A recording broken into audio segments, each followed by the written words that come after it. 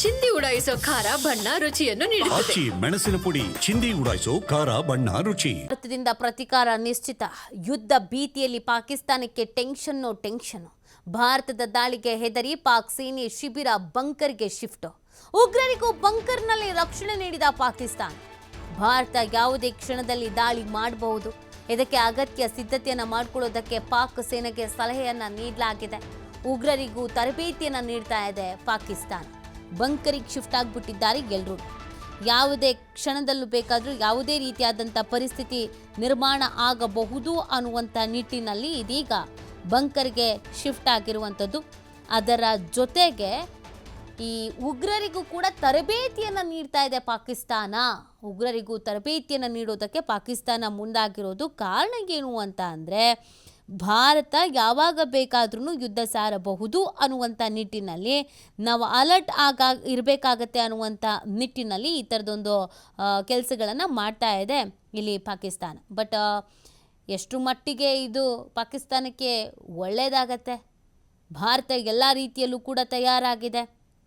ಭಾರತ ಪಾಕಿಸ್ತಾನಕ್ಕಿಂತ ಪ್ರಬಲವಾಗಿದೆ. ಯುದ್ಧ ಶಸ್ತ್ರಾಸ್ತ್ರಗಳ ಸಂಗ್ರಹಣೆ ಆಗಿರಬಹುದು. ಪ್ರತಿಯೊಂದು ವಿಚಾರದಲ್ಲೂ ಕೂಡ ಪಾಕಿಸ್ತಾನದಲ್ಲಿ ಆಂತರಿಕವಾಗಿ ಒಗ್ಗಟ್ಟು ಅನ್ನೋದು ಕೂಡ ಇಲ್ಲ. ಒಗ್ಗಟ್ಟಿಲ್ಲದೆ ಪರದಾಡುವಂಥ ಪರಿಸ್ಥಿತಿ ನಿರ್ಮಾಣ ಆಗಿಬಿಟ್ಟಿದೆ. ಸೇನೆಯವರ ನಡುವೆಯೇ ಹೊಂದಾಣಿಕೆ ಅನ್ನೋದು ಇಲ್ಲ.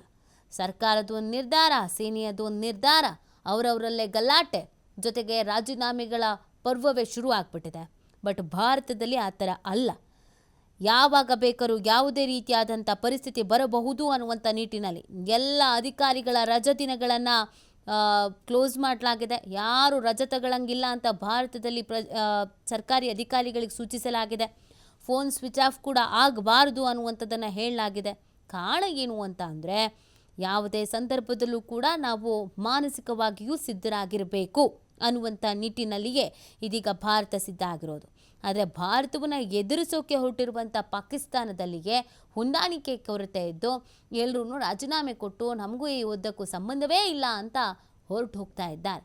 ಆ ಕಾರಣಕ್ಕಾಗಿ ಈಗ ಫೈನಲಿ ಇವ್ರು ಏನು ಮಾಡ್ತಿದ್ದಾರೆ ಅಂತಂದರೆ, ಉಗ್ರರಿಗೆ ತರಬೇತಿಯನ್ನು ನೀಡ್ತಾ ಇದ್ದಾರಂತೆ. ಉಗ್ರರನ್ನು ಸೇರಿಸಿಕೊಂಡು ಯುದ್ಧ ಮಾಡಬೇಕು ಅಂತ ಪಾಕಿಸ್ತಾನ ಮುಂದಾಗಿರುವಂಥದ್ದು. ಬಂಕರ್ನಲ್ಲಿ ಆಶ್ರಯಗಳನ್ನು ಕೊಡ್ತಾ ಇದ್ದಾರೆ ಅನ್ನೋದು ಗೊತ್ತಾಗ್ತಾ ಇದೆ.